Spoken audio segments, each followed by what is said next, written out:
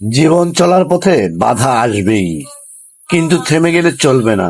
প্রতিদিন নিজেকে একটু একটু করে গড়ে তোলো। নিজেকে বিশ্বাস করো। প্রতিদিন নিজেকে একটু একটু করে গড়ে তোলো। ব্যর্থতা মানেই শেষ নয়, এটা হচ্ছে নতুন শুরুর ইঙ্গিত। তোমার স্বপ্ন তুমি বড় রাখো, এবং তোমার পরিশ্রমের উপরে তুমি বিশ্বাস রাখো। আর কখনো হাল ছেড়ে দিও না। তোমার ধৈর্য, তোমার চেষ্টা, আর তোমার পরিশ্রম, তোমার প্রার্থনা একদিন তোমাকে সাফল্যের দরজায় পৌঁছে দিবে। একটা কথা মনে রেখো, সবসময় মনে রাখো, তুমি পারবে। তোমার ধৈর্য আছে, সাহস আছে, তুমি স্বপ্ন দেখতে জানো।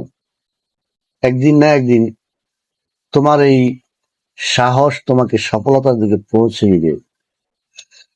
কারণ তুমি থেমে যাওয়ার জন্য তৈরি হওনি,